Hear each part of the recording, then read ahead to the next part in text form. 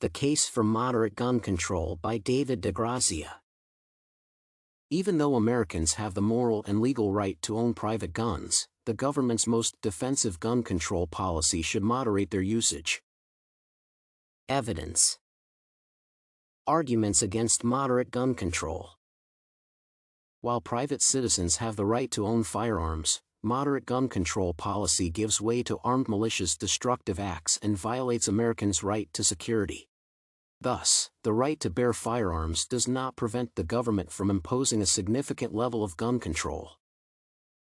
Moderate gun control is undesirable because if the policy persists with its weak implementation policies, the government may soon find it unworthy. Thus, it may put more restrictions on gun ownership, which is unacceptable and against the law.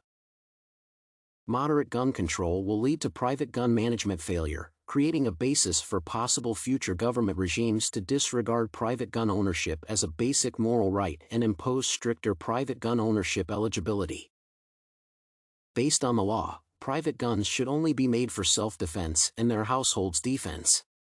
Therefore, moderate gun control may lead to further restrictions on arms strictly for self-defense, declaring most illegal uses. Moderate gun control is not acceptable because it will limit the government's restricting the firearms one can possess in the circumstances when one may possess them, thus violating our liberty rights. Arguments for moderate gun control. DeGrazia cites many authors arguing that while private guns are made for self-defense, the presence of a gun in a household makes them more unsafe than they would be without guns. He gives existing evidence that a gun in a household increases the likelihood of the household members violating each other with a gun or even committing suicide. DeGrazia quotes relevant references that mass gun ownership correlates with mass murder cases, and thus society is not secure with more guns. He compares the high gun violence against high gun ownership in the U.S. with other countries such as New Zealand, Sweden, Finland, Spain, and Germany. He notes that high gun violence can only get associated with high gun possessions. Author. David DeGrazia is arguably a qualified writer for this article. He is educated in philosophy, where he specialized in animal ethics and bioethics. He also has over 30 years of experience as a professor, specifically in the field of philosophy. The author has also edited and written many books and articles, all featuring ethical approaches to contagious issues. Most of David DeGrazia's writings feature a critical analysis of ethical considerations. His articles and books are widely used in different fields. In political science, this article incorporates the widely debated gun control issue from the eye of ethical considerations. While the article was written way back in 2014, it remains relevant to date, both in America and other parts of the world. Strength. This article's main strength is David DeGrazia's research skills. While he cited many authors from different fields of study, he was always quoted on his argument's legal and moral basis. He also used recent articles and avoided old outdated reference materials in his research. Weakness. The article has a big weakness in that the thesis is framed under the assumption that Americans have the legal and moral right to own guns. David DeGrazia, however, does not illustrate the moral background of the rights.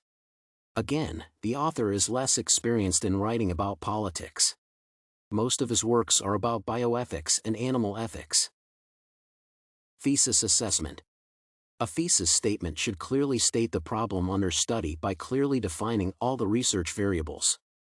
However, the researcher aims to test the validity of the claim that the best defensive method of gun control in the U.S. will be moderate gun control, assuming that citizens' legal and moral rights to have private guns are guaranteed.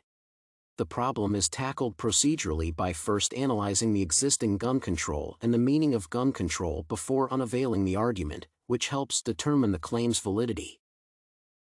The thesis statement is ambiguous because it is based on legal rights and moral rights assumptions, and there are no well-defined dependent and independent variables. The author thus subjects the audience to struggle to maintain objectivity since the variables are qualitative and with assumptions that change from time to time.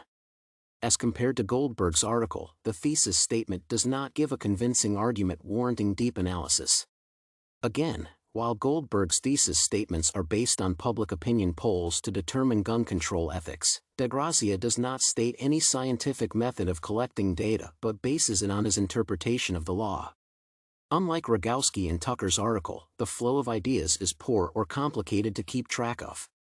Different from DeGrazia's piece, it outlined a clear thesis statement with a clear variable.